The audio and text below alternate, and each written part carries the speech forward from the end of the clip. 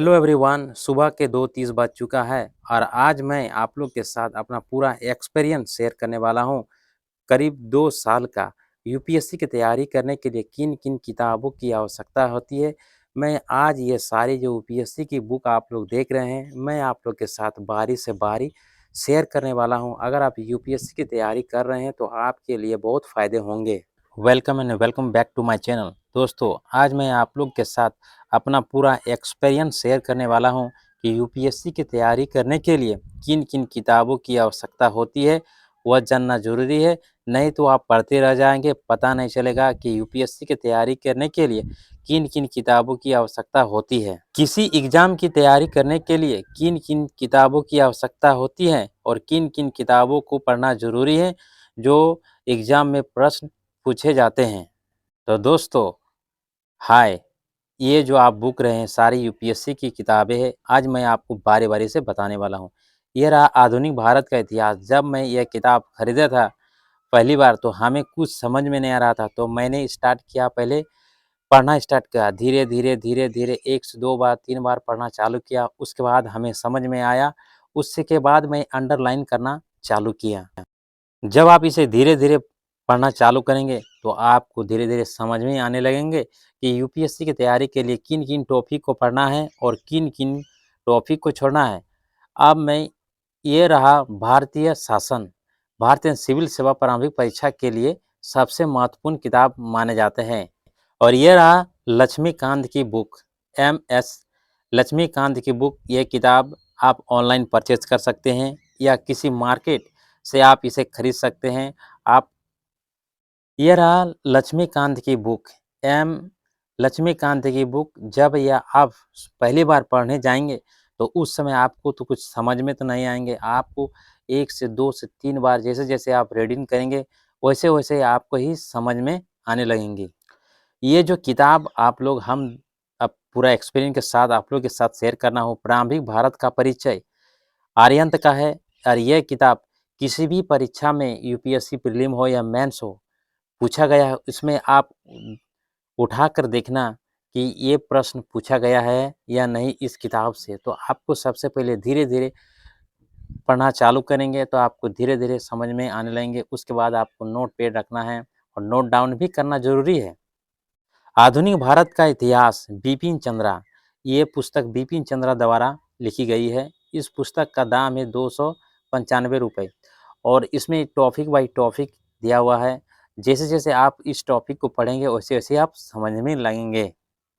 ये जो हमारे हाथ में पुस्तक देख रहे हैं, भारत का स्वतंत्रता संघर्ष, भारत में स्वतंत्रता संघर्ष किस प्रकार, और इसमें पूरा विवरण और परिचय दिया गया है। आप ये टॉपिक, ये किताब अगर आप खरीदते हैं ऑनलाइन, ऑफलाइन, तो बहुत अच्छी होंगी। जैसे 1857 का विद्रोह किस प्रकार से हुआ है, इसमें दिया गया है। ये जो पुस्तक है, बहुत अच्छी पुस्तक है। सामाजिक और समस्याओं, समाजिक में होने वाली बहुत सी घटनाओं के बारे में आपको जानना, सुलझाना और किस तरह से आपको निर्णय लेना, इसमें छोटी-छोटी पॉइंट और सटीक भाषा में भी दिया गया है। जब आप किसी भी पुस्तक को पढ़ रहे हैं, तो पहली बार तो आपको समझ में नहीं आएँगे। जब आप धीरे-धीरे उसे पढ़ना चालू करेंगे, तो आपको धीरे-धीरे समझ में आने लगेंगी। ये भारत अर्थव्यवस्था, रमेश सिंह की ये पुस्तक है। हमारे भारत में प्रत्येक साल में बजट की प्रस्तुत की जाती है संसद में, पार्लियामेंट में। इसके बारे पूरा परिचय दिया गया है। ये किताब लेते हैं तो भारत में अर्थव्यवस्था, मुद्रास्फीति, संकुचन के बारे में जानकारी प्राप्त होता है।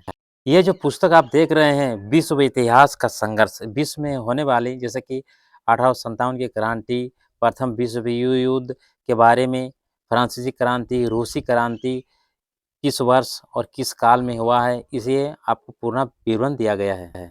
ये जो किताब आप देख रहे हैं, मध्यकालीन भारत, राजनीतिक, समाज और संस्कृति के बारे में पूरा विवरण दिया गया है। उस समय सामाजिक क्या थी, संस्कृति क्या थी और राजनीतिक की व्यवस्था क्या थी, पूरा परिचय इस किताब में विवरण दिया गया है।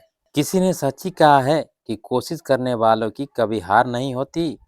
आधुनिक भारत का इतिहास बी.एल. ग्रोवर का है। यह किताब एनसीईआरटी की किताब की जैसी है। जैसे आप एनसीईआरटी 6 से 12 पढ़ते हैं, उसी प्रकार ये भी है, एनसीईआरटी जैसी किताब है। जब आप यह पुस्तक पढ़ेंगे, तो आपको भी समझने में आने लगेंगी।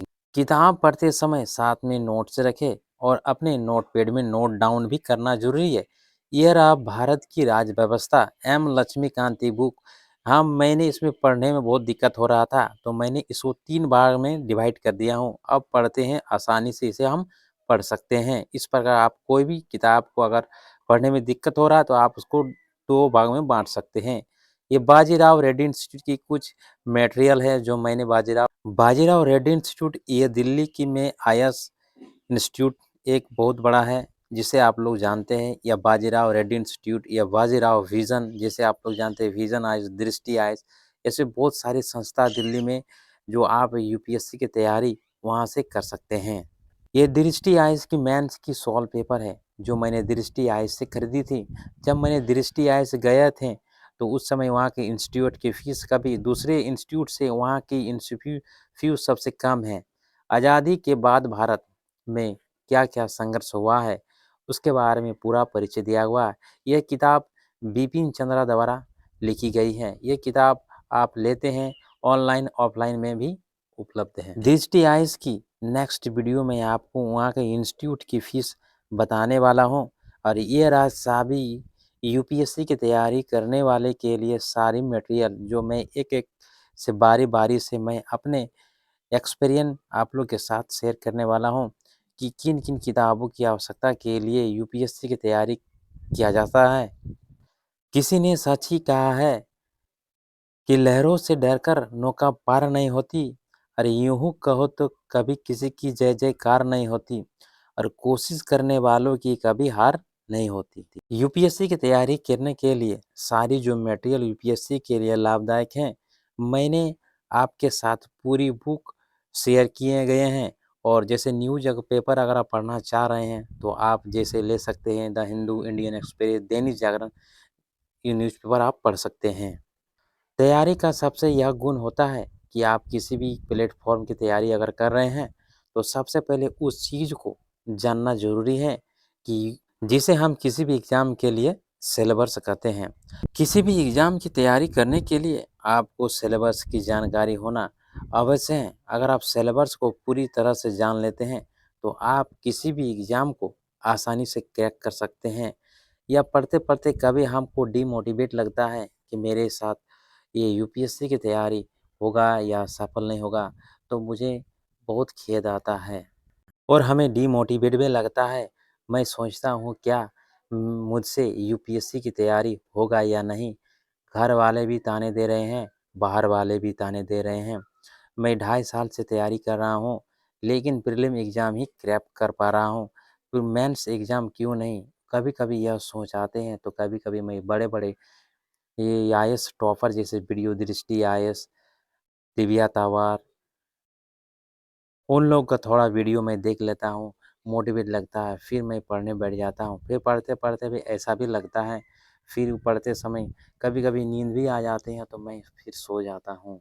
बड़े-बड़े जैसे आईएएस टॉपर का वीडियो मैं देखता हूँ इसलिए कि हमें मोटिवेट लगे और हम उसकी तैयारी में फ़ोकस करते हैं। जैसे टीना डाबे, सृष्टि देशमुख, दिव्या तंवर, ऐसे बड़े-बड़े आईएएस जो टॉपर है, मैं उसका वीडियो भी देखता हूँ। कुछ मोटिवेट बात कहते हैं कि लगे रहो और करते रहो, कीप ऑन डूइंग।